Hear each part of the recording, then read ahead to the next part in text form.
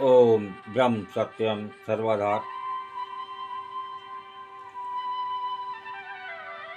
आज कबीर बाणी सब लोग सुनते हैं। जब भी दास की किसी से बात होती है तो बड़ी अच्छी लगती है कबीर बाणी। तो कबीर बाणी तो अच्छी है, लेकिन हम उसको समझकर कितने अच्छे हुए, बात इस पर निर्भर करती है। क्या हमने उस संत क्या हमने कबीरदास जी की बात को समझा? क्या अपने में चेंज आया? ये बात सोचने की है। आइए श्रवण करते हैं कबीर बाणी।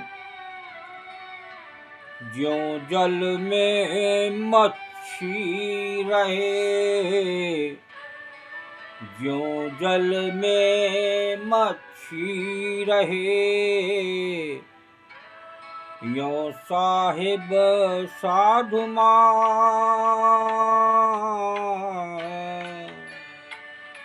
ज्यों जल में मच्छी रहे, साहिब साधु नाई।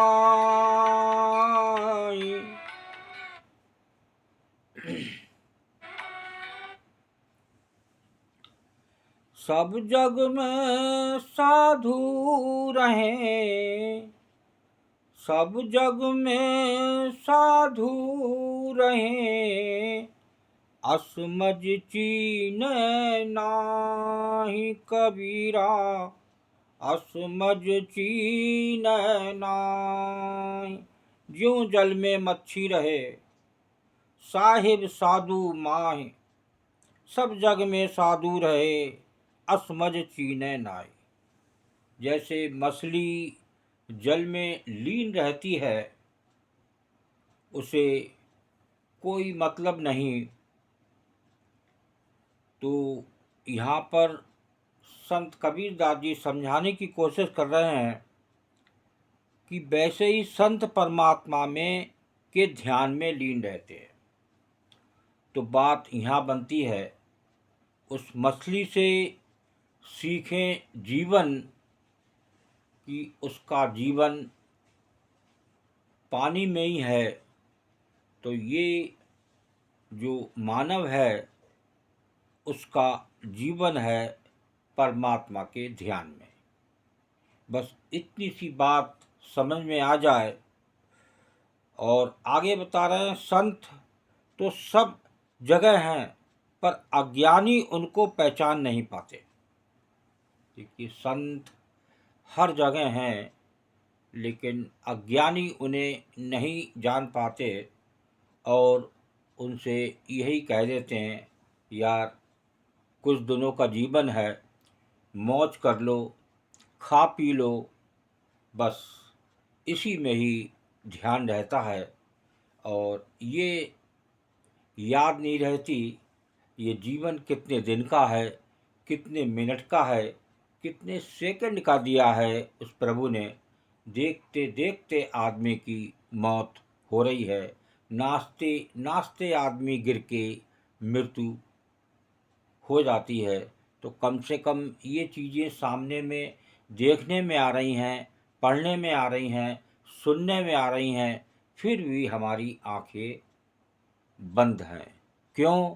कि हम संसार की मौज मस्ती ही चाहते, उस प्रभु की याद नहीं करना चाहते। एक मछली जल की दीवानी है, लेकिन हम प्रभु के दीवाने नहीं हैं। जो दीवाने हुए, मीरा दीवानी हुई प्रभु में, तो उन्होंने कुछ पाया।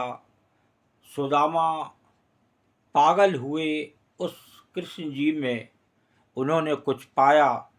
लेकिन ये संसारी आदमी को कुछ नहीं मिलना, क्योंकि ये मौज मस्ती, संसार की वस्तुएं इकट्ठी करना, सुबह से शाम तक खाना पीना की ही याद करना, उसी को इकट्ठा करना। कहीं से सुन लिया कि भाई झगड़ा होने वाला है, राशन पानी इकट्ठा कर लो, पता नहीं क्या होगा। तो कौन सा पशु पक्षी जानवर राशन पानी इकट्ठा कर रहे हैं, कोई इकट्ठा कर रहा है, सबको ऊपर वाला देने वाला है। जब उसने शरीर दिया है, उसने शरीर रचा है, उसने इतना सुंदर शरीर रचा है, तो क्या वो खाने को नहीं देगा? तो कहीं ना कहीं आदमी को भोजन मिलता है, चाहे वो किसी रास्ते से मिले, कहीं जाने से मिले, घर पे मिले, मिलता ज़रूर है। तो इसलिए उसकी चिंता ना करें, और चिंता करने वाला वो है, बस आपको भक्ति में लगना है। जब आप भक्ति में लगेंगे तो निश्चित ही उस 9वें द्वार से 10वें द्वार तक पहुंच सकते हैं। जब आप अपना मन उस खाने पीने में जोड़ने में ही लगाएंगे तो कुछ नहीं होने वाला। फिर एक बार इस वाणी को सुनते हैं। ज्यों जल में मच्छी रहे साहिब साधु माय, सब जग में साधु रहें असमझ चीन नाई। जैसे जल में मछली लीन रहती है, उसी प्रकार से हम अगर प्रभु में लीन रहें तो निश्चित ही एक दिन उस आत्म तत्व में विलीन हो सकते हैं। ओम ब्रह्म सत्यम सर्वदा दास की कबीर वाणी अच्छी लगी हो तो ज़रूर शेयर करें, और उस अच्छी बात को समझें, सुने, और जो वाणी संदेश दे रही है उसको श्रवण करें, और जो वाणी का अर्थ है उसमें से देखें क्या हमें इसमें से समझने से हमारा भला हो सकता है। बस यही एक खास बात है। ओम ब्रह्म सत्यम सर्वदा।